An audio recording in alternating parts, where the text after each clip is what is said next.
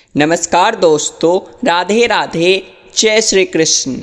जब जीवन में बहुत कष्ट मिलने लगता है, जब जीवन में हमें परेशानियां चारों तरफ से घेर लेती है, हमारे साथ में विपत्ति कुछ घटित हो जाती है, हम जीवन में कहीं किसी चीज़ में फंसने लगते हैं, परेशानियां हमें घेर लेती है, कष्ट हमें परेशान करने लगते हैं, कहीं हम अपने आप को फंसा हुआ महसूस करते हैं, तो हम भगवान की शरण में जाते हैं।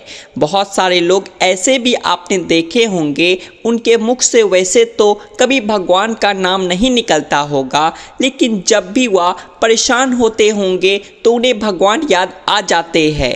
लेकिन जो भक्ति करते हैं, जो भगवान से जुड़े रहते हैं, जो अपने इष्ट देव की सेवा करते हैं, उन्हें हमेशा अपने प्रभु का ख्याल रहता है, हमेशा अपने इष्ट देव का ख्याल रहता है।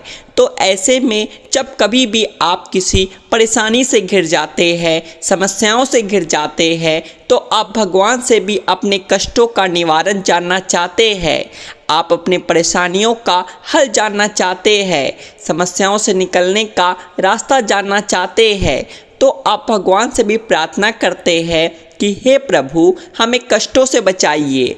तो होता क्या है कि जब भी आप बहुत ज़्यादा पूजा पाठ करते हैं और भगवान की बहुत भाव से सेवा करते हैं, देखिए सबसे बड़ी बात होती है भाव से सेवा। ज़रूरी नहीं होती है कि आपके पास में 5 किलो लड्डू ही हो या 1.25 किलो लड्डू ही हो, घी का दीपक ही हो, फूल और सारी चीज़ें उपलब्ध ही हो, तभी आप भगवान की सेवा कर सकते हैं। ऐसा नहीं होता है।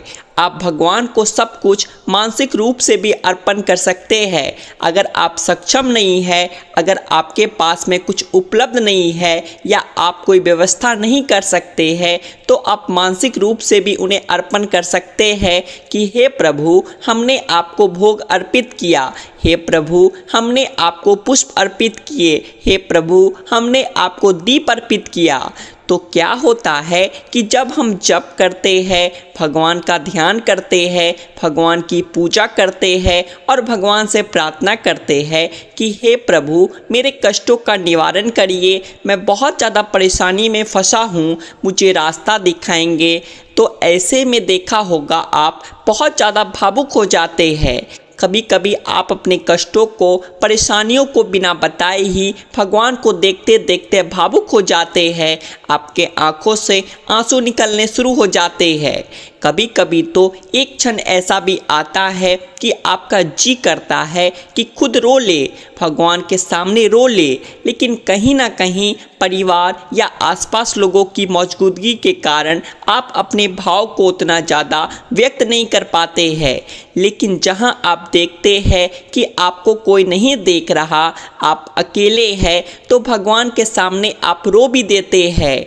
भगवान के सामने आपकी भावुकता इतनी ज़्यादा हो जाती है कि आपके आंखों से आंसू रुक नहीं पाते, या कहीं ना कहीं भगवान से जुड़ाव को दिखाता है। और सबसे बड़ी बात यह होती है कि अगर इस तरह से आपके साथ में घटित होता है, तो यह निश्चित मान लीजिए कि भगवान की कोई ना कोई शक्ति, भगवान का कोई ना कोई आशीर्वाद और भगवान स्वयं ही वहाँ पर उपस्थित हो, ये भी कोई अतिशयोक्ति नहीं होगी। क्योंकि जब आप भावुक होते हैं, जब आपके आंखों से आंसू निकलने लगते हैं, तो आप यह समझ जाइएगा कि आपकी जीवात्मा का जुड़ाव आपके इष्ट देव से होने लगा है या हो गया है। तभी इंसान भावुक होता है और भगवान के सामने अपनी मनोकामना उस समय जो व्यक्ति कहता है, उसके जीवन में परेशानी खत्म हो जाती है। कभी भी भगवान से या मत कहिए कि हमें रुपया दे दो, पैसा दे दो, ये दे दो, वो दे दो। आप उनसे खाली रास्ता मांगिए। आप उनसे या कहिए, हे प्रभु, मुझे रास्ता दिखा, हे प्रभु, मुझे इस समस्या से निकलने का रास्ता दिखा दो। समस्याएं अपने आप ही खत्म होना शुरू हो जाएंगे जब आप उनसे रास्ता मांगेंगे, क्योंकि वो आपको रास्ता दिखाएंगे कि कैसे इन समस्याओं से निकलना है। देखिए, जीवन में ऐसा कभी हो नहीं सकता कि आपके जीवन में समस्याएं आए नहीं।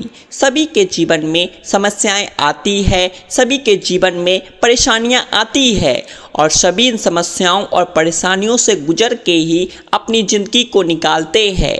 लेकिन जो भगवान की सेवा करते हैं, भगवान के शरण में रहते हैं, मंत्र जप करते हैं, ध्यान करते हैं भगवान का, उनको भगवान आशीर्वाद देते हैं और आशीर्वाद स्वरूप उनकी परेशानियों को हर लेते हैं, उनके कष्टों का निवारण करते हैं, उनकी समस्याओं का समाधान कर देते हैं।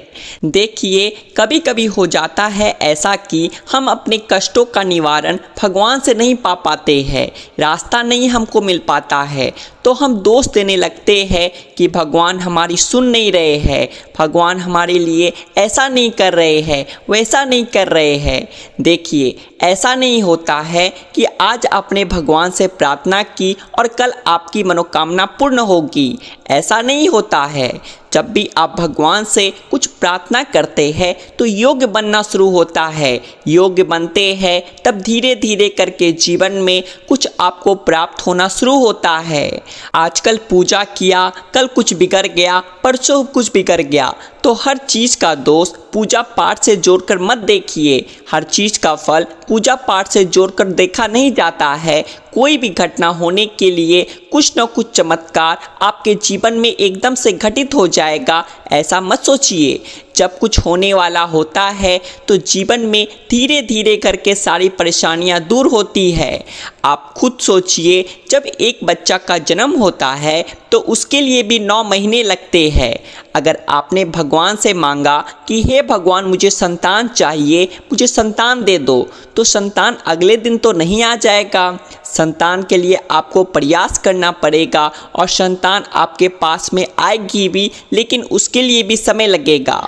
आप ये सोचो कि नहीं, हमने तो आज प्रार्थना की थी, हफ्ते भर में हमें संतान मिली नहीं, तो भगवान हमारी सुन नहीं रहे हैं, ऐसा नहीं होता है। तो जब भी आप भगवान के सामने हाथ जोड़ते हैं, भगवान के सामने भावुक होते हैं, तो आप भगवान से जुड़ जाते हैं और उस समय जब भगवान से आप कुछ कहते हैं तो भगवान आपकी सुनते अवश्य है।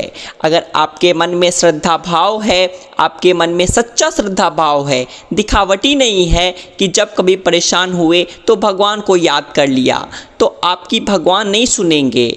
आप जब उनसे लगातार जुड़े रहेंगे, भगवान की सेवा करते रहेंगे, तो वह भी आपकी बातें सुनने लगते हैं, आपकी परेशानियों को दूर करने लगते हैं। और जब आपकी परेशानियां दूर होंगी तो आप खुद इस बात का अनुभव करेंगे कि हाँ, आपके जीवन में देवी देवताओं का आशीर्वाद है। तो भगवान के सामने सच्ची श्रद्धा से भावुक होना एक बहुत अच्छा संकेत होता है। आशा है यह जानकारी आपको अच्छी लगी होगी। जानकारी अच्छी लगी हो तो वीडियो को लाइक करिएगा और ऐसी ही और जानकारियाँ जानने के लिए आपके अपने चैनल द आध्यात्मिक टेल्स को सब्सक्राइब भी कर लीजिए। राधे राधे, जय श्री कृष्ण।